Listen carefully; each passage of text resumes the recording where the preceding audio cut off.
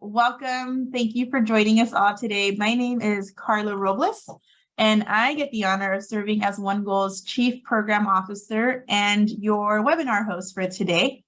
I am going to get us started, and so we can go to the next slide, please. I think at this point, you all, I'm sure, are Zoom and webinar experts, but a few little logistics before we get started. We were going to ask you to share your questions in the chat, and I don't know that that's going to be possible, but you should still be able to have a Q&A functionality. And so if you have questions, please share them through the Q&A. We'll try to answer those along the way. We are recording today's webinar, and anyone who did register for the webinar today will receive a recording of the webinar. And then throughout, we'll see if this works, we'll be sharing some different links so that you all can continue to dig into some of the content at a later time. And so without further ado, I wanted to move us along and let you know that although I am your host today, I won't be alone. Excuse me. I get the honor of being joined by a few folks on our team and even one of our very own alumni. And so joining us today will be Shalonda Sherman, our OneGoal's Senior Director of Program Learning, Veronica Nieves, a Senior Director of Post-Secondary Partners in our OneGoal Chicago region, and Aileen Del Llano, OneGoal alumnus from the class of 2021, and a sophomore majoring in biochemistry and psychology at Dominican University here in Chicago. And so you're in for a treat today. But before we get to hear from our wonderful panelists on the topic at hand, I'm going to get started with a little bit of a OneGoal 101. And so if you're new to OneGoal, I hope this information is helpful. And if you're not new to OneGoal, I hope that you learn something new when we're talking about the work that we're doing. OneGoal's mission is to close the degree divide in America. We know that students from low-income and high-income communities aspire to complete their post-secondary education at similar rates. Yet we also know that for students from low-income communities, the majority of who are students of color, they face enormous systemic barriers when it comes to pursuing that post-secondary pathway. And it's an injustice that just became that much compounded and worse by the pandemic. We can move on to the next slide. As a result, thousands of young people across this country end up transitioning to adulthood without the skills, experiences, and credentials that we know that they need to build careers and lives of their own choosing. This is one of the reasons OneGoal exists, is really to think about, when we think about the degree divide in America, we know that only 22% of students from low-income communities earn a post-secondary degree compared to 67% of their peers from higher income communities. OneGoal is here to change that. And so if we move forward with our vision is that every young person will have an equitable opportunity to achieve their greatest post-secondary aspirations. And we do this in a variety of different ways. Today, you'll hear about one of our most strategic and latest initiatives that we know is creating impact. But this year alone, OneGoal will reach 15,000 students across our classroom-based model in 6 different regions in this country, and our post-secondary leadership network in Illinois and Kentucky. You can definitely learn more about OneGoal and all that we're doing by visiting, I hope you see it, the link in our chat. And if you can't see the link in the chat, you can go to onegoalgraduation.org to learn more about the wonderful work that OneGoal is doing. Now, I know that we're here today to talk about the strategies to support post-secondary success. But before we get started, I want to launch one more poll.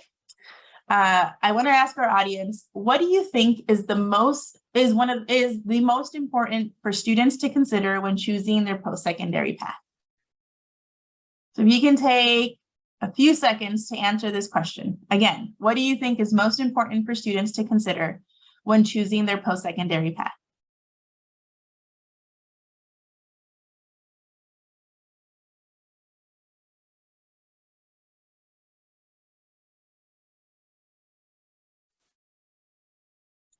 All right, I'll give it a couple more seconds.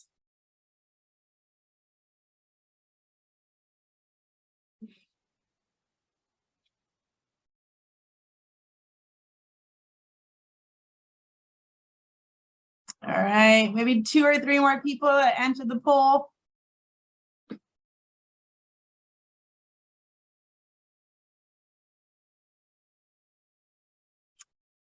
All right, I think we're close to about 80% of you answering. If we can share the results. All right, well, we tried to trick you all. It didn't work. You guys are all right. The answer is all of the above. All of these factors are important to post-secondary success, and really a big reason for the work that we're doing that we'll highlight here today. And so congratulations for not falling into our trick question. As we move forward, we know that students have an abundance of questions when it comes to the post-secondary pathways, and they have a lot to consider when choosing their path for them after high school. At OneGoal, we believe in putting information in the hands of our students and our teachers so that they are educated consumers when it comes to a post-secondary pathway. Because of this, we have developed a framework to help address the multitude of questions students have when deciding a post-secondary pathway. This framework is embedded in our OneGoal curriculum, as well as the training and coaching that we provide teachers and the one-on-one advising that these teachers then facilitate with their students. If we could move on to this next slide. Our framework has 4 components, hence the title of today's conversation. We call this our Quality Enrollment Framework. And I'd love to bring on my colleague, Shalonda Sherman, who is our resident quality enrollment expert, who will be able to share more with you all about this important work that OneGoal is leading. Thanks, Shalonda. All right, Shalonda, can you kick us off by defining what is quality enrollment and how was it developed? Yeah, of course. So quality enrollment is our org-wide philosophy for how we support students toward post-secondary enrollment. It's also how we differentiate support after high school graduation, what students are pursuing their professional aspirations. We developed this philosophy through the analysis of post-secondary outcomes data from our students. We did interviews with alumni. We had conversations with staff and peer organizations. And then we leveraged all those inputs to learn about the root causes of students stopping out of their post-secondary pathway. And we also identified those key factors that support students to persist and complete. So yeah, a lot of the work that was happening to develop the quality enrollment framework happened in parallel with the root cause analysis that was presented at a previous OneGoal webinar. And through like these parallel work streams, we're able to identify those key factors to support fellows with identifying quality institutions and persisting along their post-secondary paths. Well, that's quite the holistic approach and very much important, as we saw from the answers of our friends here today. I can almost bet that everyone here would agree on everything you just said, but can you share a little bit more about what makes quality enrollment as a framework so important? Yeah. So the ultimate aim of our framework is to really empower students to take a critical and holistic lens when deciding which post-secondary options to consider, when deciding where to apply and where to enroll. So at first glance, quality enrollment seems like a more nuanced breakdown of match and fit. So for some of you, this may not feel new or different yet if you're working in the college access landscape. After all, we did develop our quality enrollment philosophy based on what we've seen work for other organizations and what we've seen work for our OneGoal students. But I would say that there are a couple of things that I view as distinguishing factors for our quality enrollment work, and we can go to the next slide. So this framework, we created a framework that goes along with this quality enrollment philosophy, and it provides concrete, actionable guidance to students, to our OneGoal teachers, and to staff to inform differentiated advising. So we have differentiated targets for students based on their academic profile. I would say another distinguishing factor is how we are organizing around this framework to inform how we support fellows to not only build college lists in their junior year and to apply to colleges in their senior year and make those initial enrollment decisions, but we also use this framework to provide differentiated support to students after they enroll, regardless of their initial enrollment decisions. So essentially, the Quality Enrollment Framework reflects our current best approximation of the list and application composition that's going to best position students to land in an institution that is a quality option for them, an emphasis on for them, because we know that each student is unique. So, and this framework also reflects those characteristics that we would hope to see in an initial enrollment institution, so that we can feel confident that this institution is positioned to support fellows to completion. So as we referenced earlier, the framework consists of metrics for each of those 4 components of quality enrollment. So completion support, personal fit, academic match, and financial fit. But that's the science behind our quality enrollment philosophy. But just as important as the framework and the science behind it is the art of quality enrollment, which lives out in the curricular activities and one-on-one advising. And a key aspect of strong one-on-one advising is having a clear understanding of the post-secondary landscape in our communities. You're all going to hear from Veronica from our Chicago team and Aileen, one of our alumni. And a little bit later in the webinar to talk more about what this looks like in action and in real life. Thank you, Shalonda. And I do want to welcome our guest to the extent you're able to. Apologies for the technical difficulties. If you can, if you have any questions, feel free to drop them in the Q&A section. We will be checking those throughout the webinar and trying to answer those. Again, thanks, Shalonda, for all that wonderful context. I'm glad that you highlighted that this is both an art and a science when we're thinking about supporting students to enroll in institutions that are right for them. And so because of that, we know that the most critical work doesn't happen with our national team who's helping think about the science behind quality enrollment, but it happens in our regions, in our classrooms, in the one-on-one advising conversations that our teachers are having with their students. And so to help us really paint that picture of how quality enrollment as a framework, as a philosophy is being lived out across OneGoal, i.e. the human aspect of all this work, the art behind all of this work, we do have additional 2 panelists, Veronica and Aileen, who will share their experiences with really the applying quality enrollment in their context. And so welcome, Veronica and Aileen. I'd love to start with Veronica. Veronica, can you share with our guests a little bit about your role on the Chicago team? Sure, thanks, Carla. So hi, everyone. Again, my name is Veronica Nieves, and what I do in the OneGoal Chicago team is manage our post-secondary partnerships team and strategy.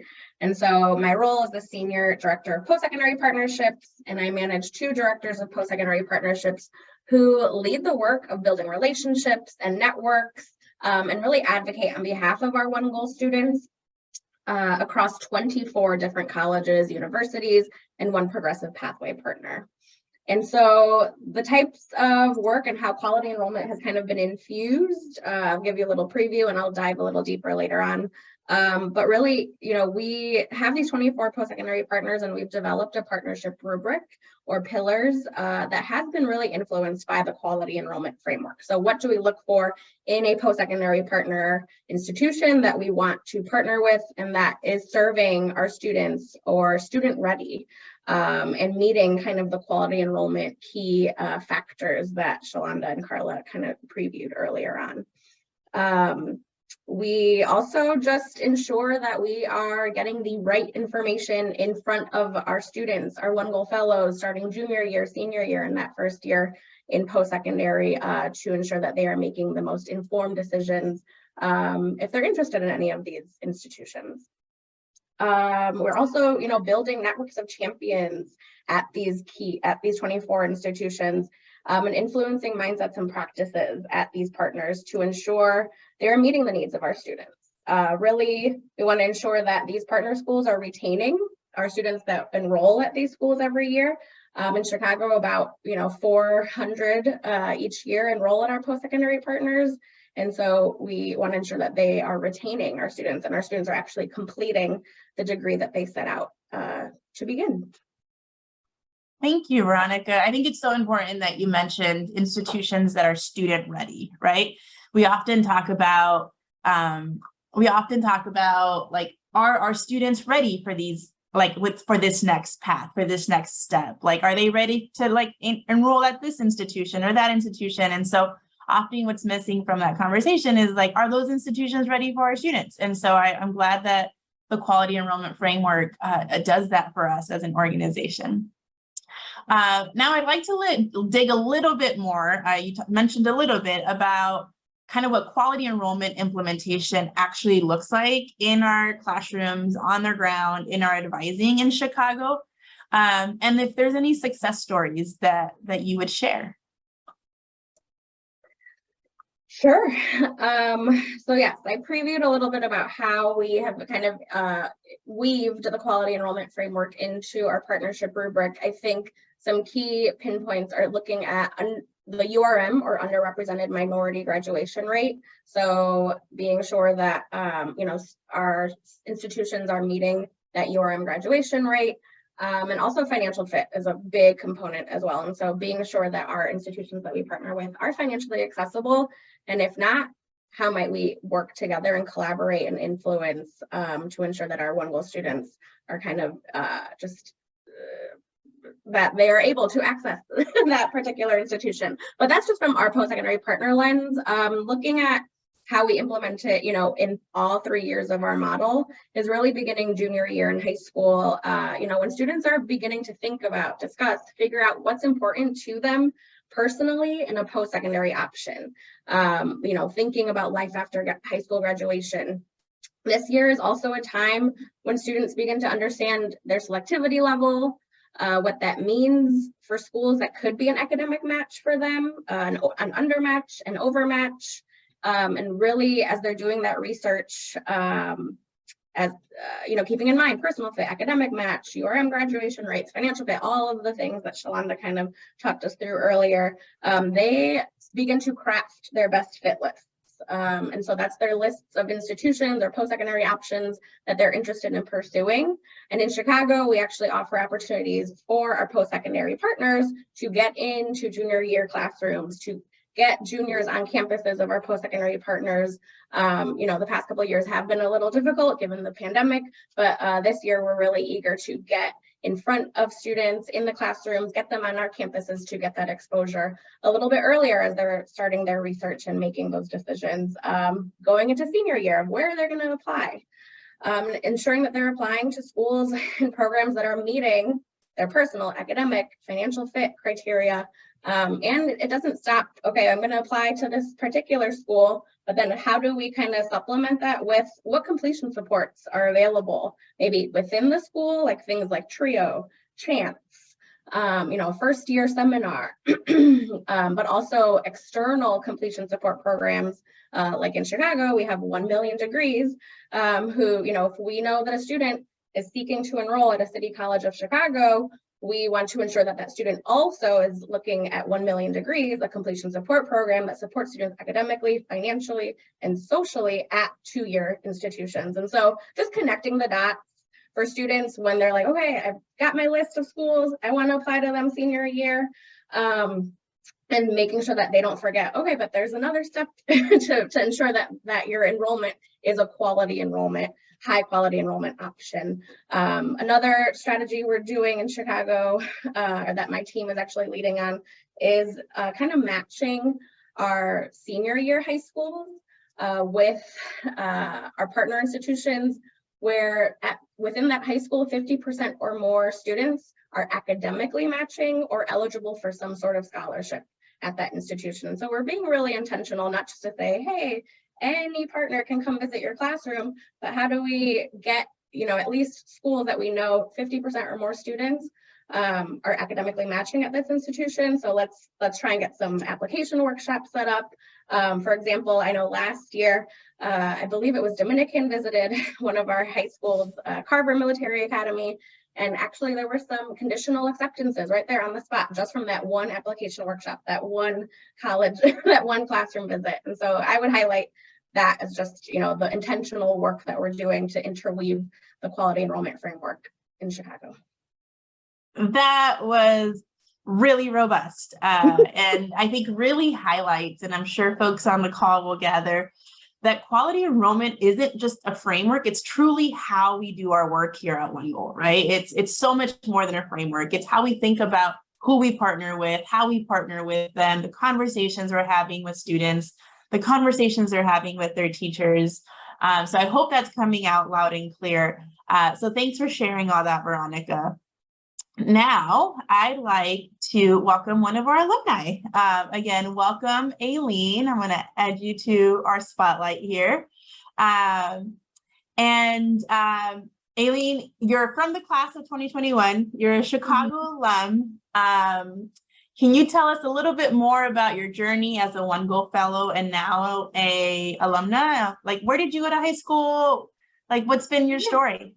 Of course. First of all, I want to thank you for inviting me, and it's an honor to speak with all of you guys. So, I was a Lincoln Park High School graduate. I became a OneGoal fellow my junior year of high school, and my journey with OneGoal has been wonderful. I love OneGoal. And so, like, starting high school, I wanted to go to college. I had the idea of going into college. However, I felt like it was out of reach for me, not because of my academics, but more as in like my status. And I felt like it was very hard on me during my junior year, especially because I would hear people speaking about like, wow, like I want to go out of state. I want to go to this school. And so it kind of was a little bit difficult for me. But going into OneGoal, I felt so supported. I still keep in contact with my OneGoal teacher. She went above and beyond with me because I was like, I guess like a special case where she had to find new opportunities, new scholarships. She worked with me, and like I really appreciate her in OneGoal because of that. It really made me feel like college wasn't out of reach anymore. Like college was a possibility, it wasn't a dream anymore. So that is why I felt like OneGoal is very special to me. And now my journey transitioning into the university, I felt like people keep in contact with me, which is very important to me. I feel like I'm being cared for, supported. If I ever need anything, I can always contact Sarah. And as well as OneGoal still having the emergency fund for alums. So I feel like that's very important as well, because college textbooks are not cheap. So I feel like that is very important. I started housing here, so that will also support my housing. And I just feel like all the opportunities they have are very important, even like going post-secondary. So, yeah. So you said you started housing here. Where are you at right now? What are you doing? I'm at Dominican University studying biochemistry and psychology, and it's kind of hard to do both of them at the same time. So I decided housing was my best option. That way I can be on campus, get as many opportunities as I can. So that's what I'm doing right now with Dominican. Thank you. And you highlighted, I think, one of my favorite parts about OneGoal, and it's that really unique relationship between the OneGoal teacher and our students, right? And like it is a relationship that goes well beyond your junior and senior year, as you're highlighting. Like folks stay in contact with you. We tap our students to come share their stories like today, like you're sharing with our audience. And so thank you. Can you share a little bit more about when you decided to go to Dominican University, how did you know it was a good choice, like a good fit for you, especially as you think about the 4 components of the quality enrollment framework that we just went over, like personal fit, academic match, financial fit? Like, how did those things play into your decision to go to Dominican? So when it comes to personal fit, Dominican is a very small institution, and I personally did not want to go to a big institution because I felt like I wouldn't be able to create those connections. I love creating connections with everyone. So I have now here at Dominican, I feel like I can speak to my professors. If I need help, I can seek for help, and I'm not afraid to do that. And like as well as creating a community, Dominican really creates a community, and that's what when I was looking for colleges, I saw that they advertised Dominican as like a big community, which I really loved. So that was for my personal fit. That's why I picked it. And then when it comes to the financial fit, that as well, since we would get scholarships from OneGoal because we went to Dominican, as well as I got a full ride to Dominican, which was very important to me. I come from a background where we are not very financially stable. So I feel like being able to get all those academic scholarships and getting rewarded for my hard work throughout my years in high school was very important.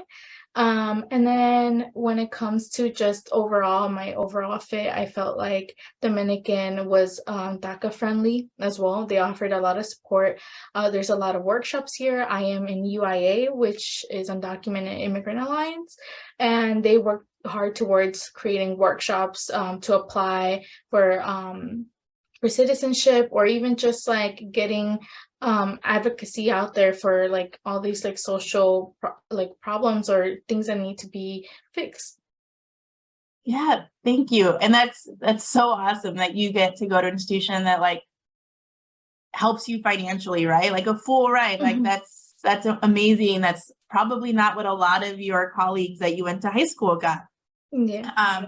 And so, and that you had the information around like personally, like you were able to think about how does this institution fit my personal needs and my academic needs. That right there is truly like how we want to see quality enrollment play out in our classrooms. And so I'm so glad for you that you are able to share those examples. And so I want to thank you and Veronica for like truly being able to help us paint like a clear picture on why quality enrollment is important, like how it actually looks like on the ground in the conversations that you had with your teacher. And so thanks again for joining us. I do want to ask, yeah, thanks. And we'll have questions. So folks might be able to ask you some questions in the Q&A section.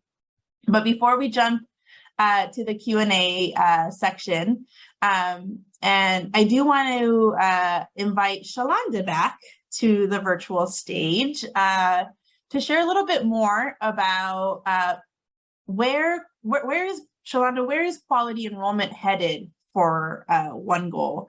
And what is the impact that you think we're going to be able to have, and like what's the information that we already have that helps us feel confident about that? Yeah, so I can kick us off by talking about impact, and then we can jump into where we're headed. So if we could cue up the deck again. Yeah, so when looking at historical data, many of you may not know, but the Chicago team has done an amazing job of really integrating quality enrollment into the full fellow experience. But quality enrollment is still fairly new for us. So we're in our second-ish year of implementation. So a lot of the confidence in the framework is based on looking at our historical data. So when we look at historical data, we're seeing that our students who met or exceeded the recommended targets that we had in terms of the number of match institutions that they were considering in their junior year, they had about 12% higher completion rates than those who were off track for those targets that we had for fellows who were building their list. We're also seeing that students who met or exceeded the recommended target for application submissions had about 25% higher completion rates than those who were off track for those targets. And then one of the other things that we saw when looking at our historical data is that fellows who initially enrolled in institutions that met or exceeded the underrepresented minority graduation rate, also referred to as URM graduation rate, for their academic profile, had about 15% higher completion rates than those who were off track. So when looking at our historical data, we feel good about the framework that we've established. And we're also starting to see some of the impact that quality enrollment, implementing our quality enrollment philosophy is starting to have on fellows. So we had our first year of implementation last year. And in that year, fellows leveraged the quality enrollment framework to develop their best fit list. So if we go to the next slide, we'll see how the quality enrollment framework has impacted our list building for students. So when looking at list building, something that we noticed was that we're seeing a 15% increase in the percent of fellows who are on track for overall quality of their list. We're seeing a 22% increase in the percent of fellows who are on track for meeting the target for underrepresented minority graduation rate. And we're seeing an 18% increase in the percent of fellows who are on track for the number of match institutions. So yeah, we're starting to already see some positive leading indicators that the framework is having its intended impact. Right. Thanks, Shalonda.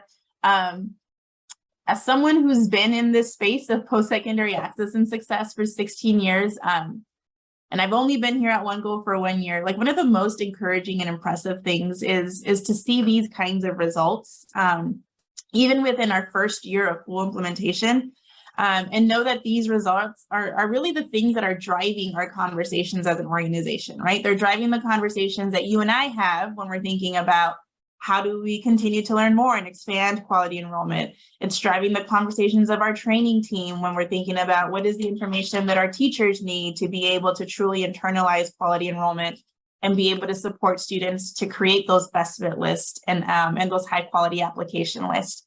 And so that's all really impressive. And I know that's not the end, right? That's not the end for quality enrollment at OneGoal. And so can you share a little bit more about like what are you planning as the resident quality enrollment expert here at OneGoal? What are you planning for the next few years when it comes to quality enrollment? Yeah, this is just the beginning. As you said, this is really just the beginning. And there are so many things that are in the works because we're all about continuous improvement. So if we can go to the next slide. Over the next 3 years, there are several things that we're hoping to do to like continuously improve our quality enrollment work. So we're going to be leveraging right now this fiscal year, something that was really excited for us to start doing is leveraging quality enrollment to differentiate the post-secondary supports that we provide to OneGoal students and to our alumni. So we were able to support hundreds of students of our students who are in their first year of college based on data points from the Quality Enrollment Framework. And next year, we're looking to develop a framework that is tailored more towards our training and credentialing programs. So our current framework is really focused on 2-year, 4-year institutions, but we're looking to develop a framework that's specific to credentialing, certifications and training programs. And then lastly, something else that we're looking to start doing in like 2024, 2025 is developing an affordability metric to support fellows and their families assessing the financial fit of institutions. And we're going to be regionalizing our quality enrollment framework so that it's more specific to the communities we support, given that you all know that there's a lot of variance in the post-secondary landscape from state to state. I'm so glad you mentioned the intersection of quality enrollment and progressive pathways, because I don't know that that really came out loud and clear in our first initial talking points. But quality enrollment isn't just for how we're advising students to pursue traditional 2- and 4-year path, but it's also about, it's at the end of the day, helping them establish what is the right decision post-high school for them, which is inclusive of credentialing and certificate programs, progressive pathways, alternative pathways. And so I'm glad you highlighted that here for our friends on the call today. And so like with all of that, like a true focus of quality enrollment is on like, how do we make this better? How do we improve how we're advising students to make these critical decisions? Before we transition over to Q&A, so friends on the call, please start putting your questions in the Q&A box. I hope you can. What are the tools and resources or best practices you think we are, I'm sorry, we want to ask our friends. If you can put this in the Q&A, because we can't have chat, we wanted to ask you all, like, what are the tools and resources or best practices that you as leaders in this space are using to most support students to find their best fit? So I don't know if you're able to put in the Q&A box, maybe we use that as our chat function. But again, the question is, like, what other resources or tools are you using to support students as they're thinking about making these critical decisions about post-high school?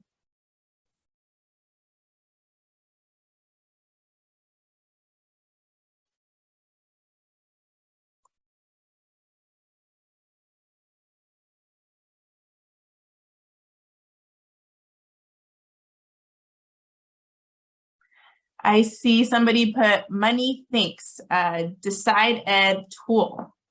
I'm not familiar with that tool. Shalonda, are you familiar with that tool at all?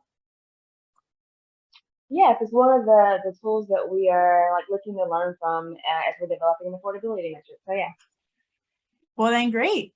Thanks for bringing that up. And it says anonymous attendees, so apologies for not knowing your name. Well, folks, please continue I think the chat is finally working. And so to the extent where you can put some stuff in the chat, we don't have to use the workaround. Please continue to let us know, like, what are the tools that you're using, the resources that you have found helpful when it comes to truly advising students on the right match, their unique circumstances, and like in these critical decisions. And you can keep the chat going. But before we close out, we did want to have a Q&A opportunity. And so I'm going to start with one question. I'm going to direct this question to you, Shalonda. What can schools and districts take from the research that you have wonderfully laid out for us today to put into practice today as they're supporting their students? Yeah, so there are a lot of low lift, high impact things that schools and districts could start doing. I would say one of the things would definitely be around one-on-one advising. So how are we leveraging opportunities and interactions with students to support them with taking a holistic lens when they are exploring institutions. So like especially around that junior year and they're starting to think about these are the institutions or colleges that I'm excited about. How are we supporting them to take a holistic lens and think through those 4 components of quality enrollment as they're engaging in our list building? So I feel like this could happen in advising class, in their like advising classrooms. It can happen in their interactions with counselors. But how are we equipping advisors and counselors with the resources to support students with taking a holistic lens as they explore institutions? I would say another low to medium lift thing that districts and schools can start doing is thinking about the post-secondary landscape in your area and coming up with a list of recommended institutions. Like what institutions would you feel confident in recommending to a student based on that student's academic profile? So yeah, that's another like a low lift institution, like low lift strategies, like coming up with that list of institutions and equipping like counselors and advisors to leverage that list in their conversations and their interactions with students. And a precursor to all of that is, of course, having conversations with students to identify their post-secondary aspirations so that any conversation or any advising session that we're having with students is rooted in what is truly the aspiration of students. Because as I said earlier, the ultimate aim of quality enrollment is to support students with taking a critical and holistic lens as they're deciding what places to consider, where to apply, and where to enroll. And our role is to like just make it as easy as possible for them to identify those quality institutions that are truly there to support them to completion. Thanks, Shalonda. Aileen, I'll give you a couple of seconds to come on camera. The next question that we have is for you. So I'm going to pin you now. The question is, what do you want to see post-secondary institutions do more of to support students?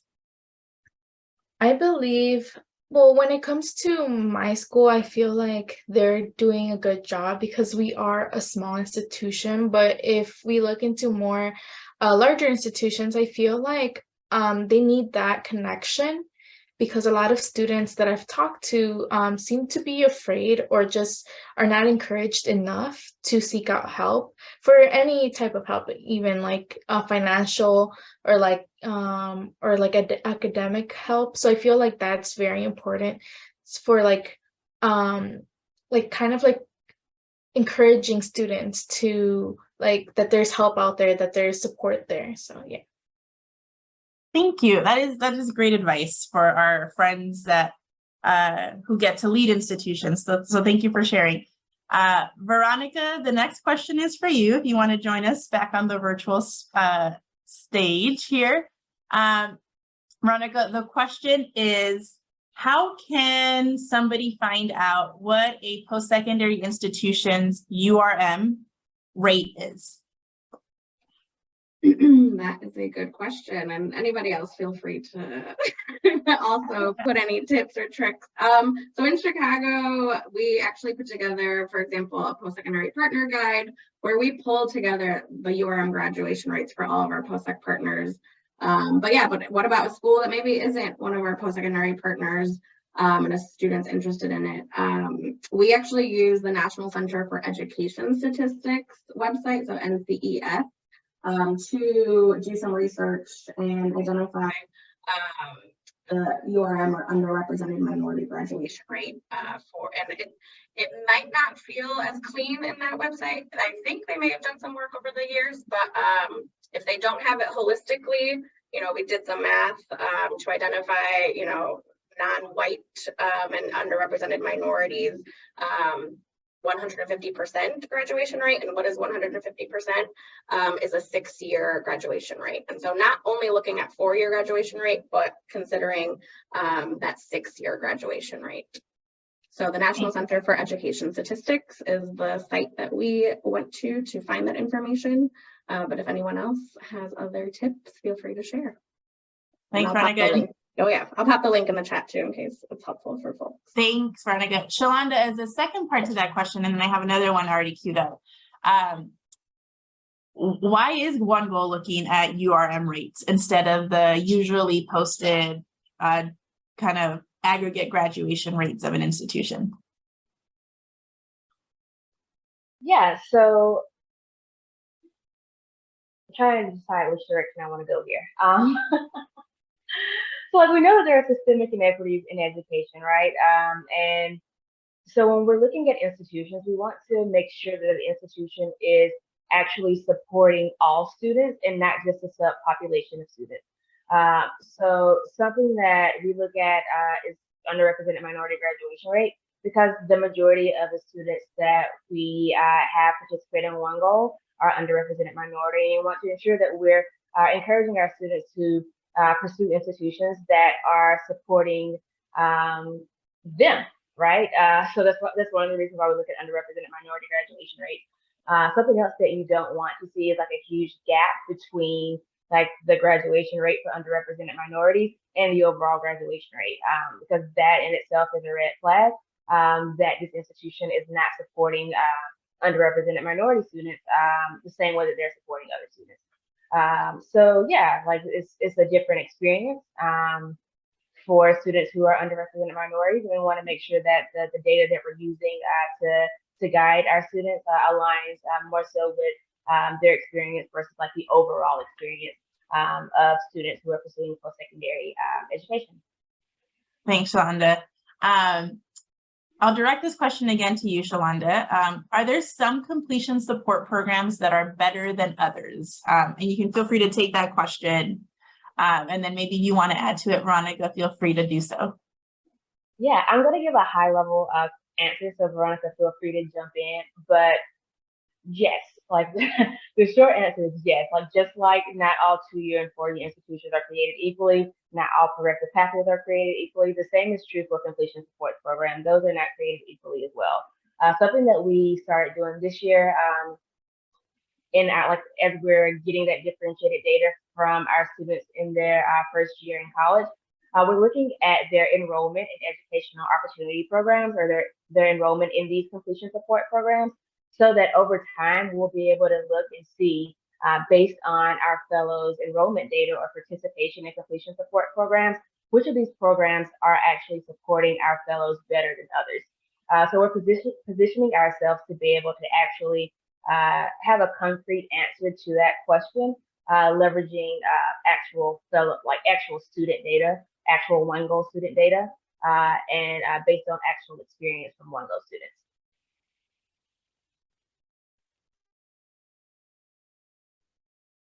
Anything to add, Veronica?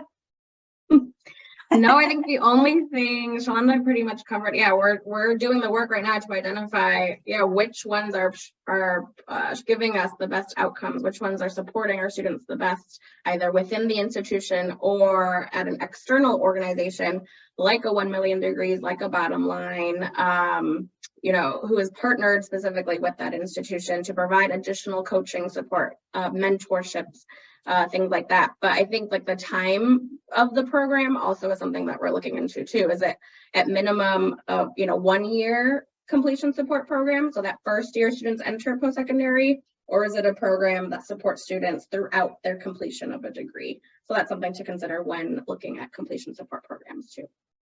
Thank you. All right, Aileen, I'm going to bring you on and we're going to close this out as a group here. Thank you all for sharing your expertise. I have one more question for the group. I'm going to start with you, Aileen. What makes you excited, gives you hope about the work that OneGoal is doing when you're thinking about like students that went to your high school, or like younger brothers and sisters or cousins that you might have? What gets you excited about the work that OneGoal is doing? I think I can speak for myself. As of right now, like I am, like it gave me hope. I thought that college was out of reach, and OneGoal made that possible because I am here at Dominican University. When it comes to my peers back in high school, I felt like a lot of them didn't know how to navigate through high school and then transitioning into a university. So I felt like that made their transition way smoother.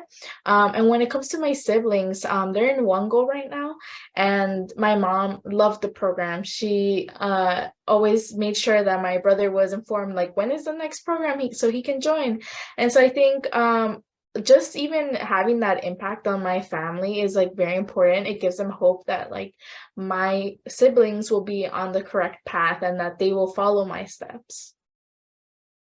Thank you. That's so exciting that your brother is in OneGoal. I love it when like multiple siblings join our program. Veronica, and then we'll close with you, Shalanda. What gives you hope? What gets you excited about OneGoal and the work that we're doing? Yeah, that's a great question. What gives me hope and what gets me excited? I think knowing that we can't do it all. I think just we are very upfront that, we are seeking out partnerships with external organizations to best support our students through completion. The ultimate goal is completing their highest post-secondary aspiration. And so partnering with orgs that maybe are like beyond 12, that can coach our students beyond the 3 years of our program, that we're not stretching, we're not drifting from our mission, and ensuring that we are seeking out support and help and asking for help from the experts that are doing the work beyond the 3-year model that we are committing to at this point in time. So I think just the completion supports aspect of our future is really exciting to me. Shalanda, anything you want to add? What gives you hope? You're a resident quality enrollment guru. What gives you hope and keeps you excited about the future of OneGoal's work? First, thank you, Aileen, for joining us and for just sharing your journey with OneGoal and the impact that it's not only had on you but on your family.